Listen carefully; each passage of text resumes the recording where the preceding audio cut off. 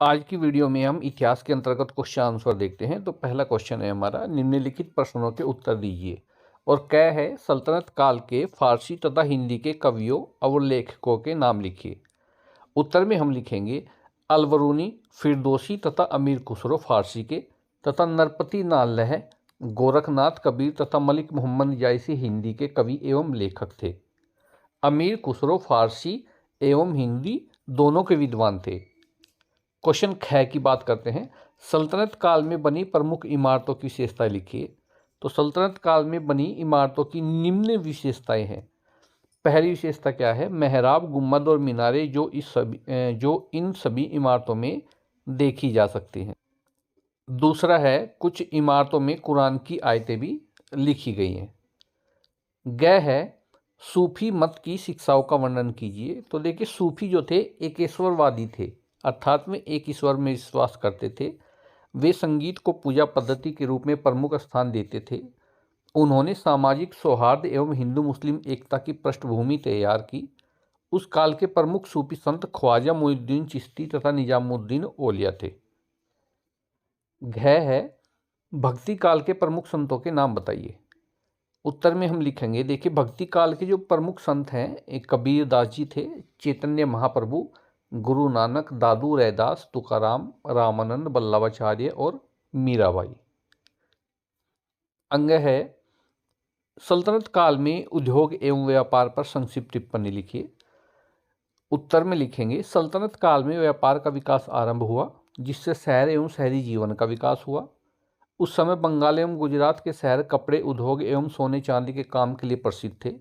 बंगाल के ढाका, बांग्लादेश एवं सोना गांव मलमल एवं कच्चे रेशम के लिए विख्यात थे। 13वीं व 14वीं शताब्दी में वस्त्रों के निर्माण की तकनीकी जो है मुसलमानों द्वारा भारत में लाई जाने वाले चरखे से हुई। इसका चलन आरंभ होने से वस्त्रों के उत्पादन में महत्वपूर्ण सुधार हुआ। उस काल में भारतीय वस्त्र चीन को निर्यात किए जाते थे। अंतर्राष्ट्रीय व्यापार इस काल में जल एवं थल मार्ग के माध्यम से हो जाता था या किया जाता था। भारत से चर्म अर्थात चमड़े एवं धातु से बनी वस्तुएं तथा फारसी डिजाइन वाले गलीचे निर्यात होते थे।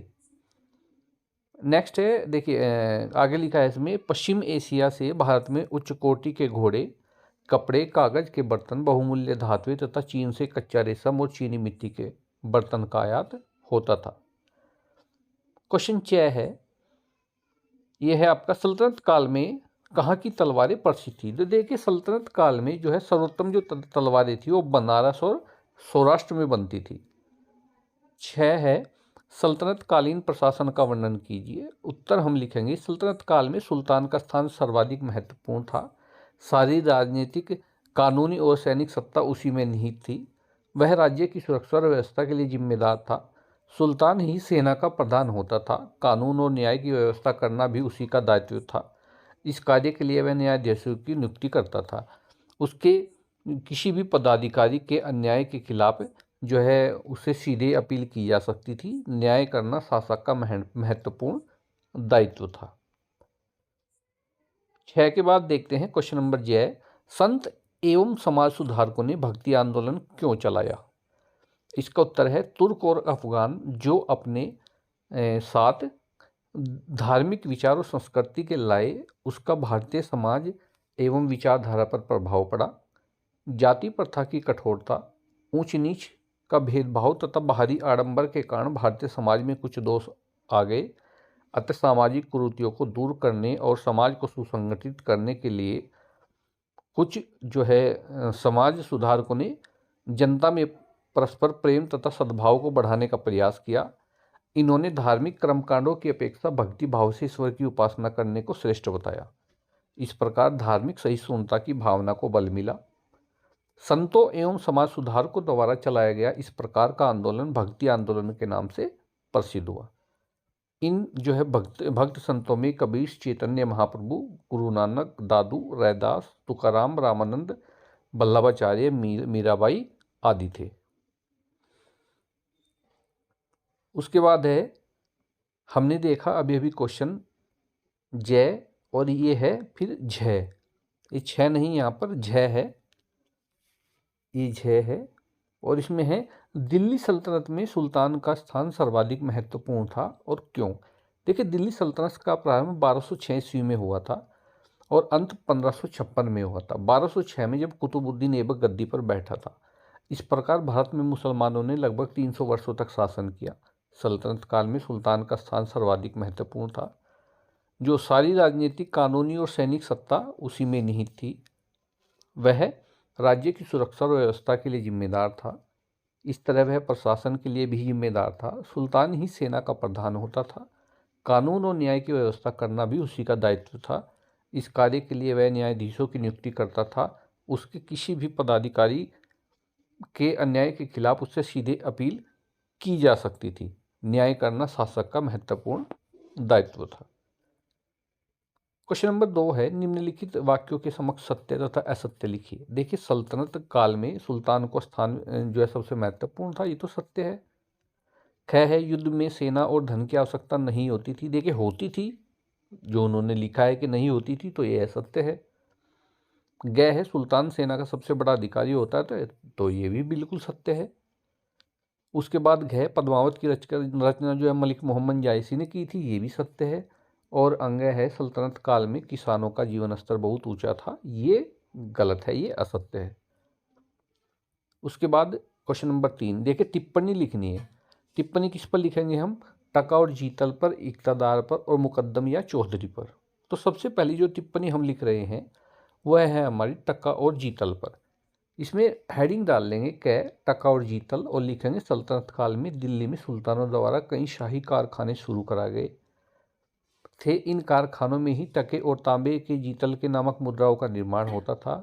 इसी के साथ सल्तनत काल में व्यापार का विकास शुरू हुआ, जिससे शहर और शहरी जीवन का विकास हुआ।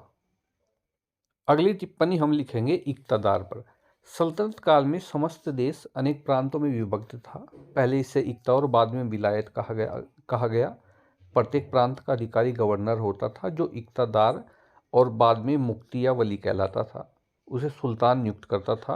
वह सुल्तान के प्रति उत्तरदायी होता था। वह प्रांत में कानून व्यवस्था बनाए रखता था। उसे सैन्य एवं प्रशासनिक योग्यता के आधार पर नियुक्त किया जाता था। उसके अधीन घुड़सवार, फौजी दस्ते तथा पैदल सैनिक रहते थे। वह आपराधिक मामलों के विवादों में न्यायाधीश का कार्य करता था। वह कर संग्रह में सहायता प्रदान करता था। उसके बाद गया है मुकद्दम या चौधरी। सल्तनत काल में प्रत्येक सिख को परगनों में बांटा जाता था और गांवों के समूह को परगना कहते थे। प्रशासन की सबसे छोटी इकाई गांव थी। गांव का मुखिया मुकद्दम या चौधरी कहलाता था। वह समस्त ग्रामीण प्रशासन के लिए उत्तरदायी था। भू राजस्व निर्धारण एवं वसूली के साथ राजस्व संबंधी सभी कागजात वह रखता था। और गांव की सुरक्षा का कार्य गांव के चौकीदार का होता था। गांव के ये तीनों अधिकारी वंशानुगत होते थे। इन्हें वसूले गए भू राजस्व का एक भाग प्राप्त होता था। गांव का प्रशासन ग्राम पंचायत के माध्यम से होता था। इसलिए मध्यकालीन भारत में ग्रामीण स्तर पर प्राचीन परंपराएं यथावत रही। नेक्स्ट है क्वेश्चन नंबर 4, यह है सही जोड़े मिलाइए। इसमें सही जोड़े आप सभी के सामने मिले हुए हैं। आप भी इसी प्रकार अपनी जो है वर्कबुक में जोड़े मिलाएंगे। जैसे मच्छेंद्र नाथ जो थे चिकित्सक थे, जोग कौन थे? शल्य चिकित्सक थे। और बर्नी प्रसिद्ध विद्वान थे। और ख्वाजा मोइनुद्दीन चिश्ती ये सूफी संत थे। तो देखिए, ये हमारा जो है इतिहास के अंतर्गत कक्षा 7 के जो है आपके चैप्टर है उसके आंसर है। नेक्स्ट वीडियो में अन्य किसी और चैप्टर के क्वेश्चन आंसर लेकर के हाजिर होंगे। धन्यवाद।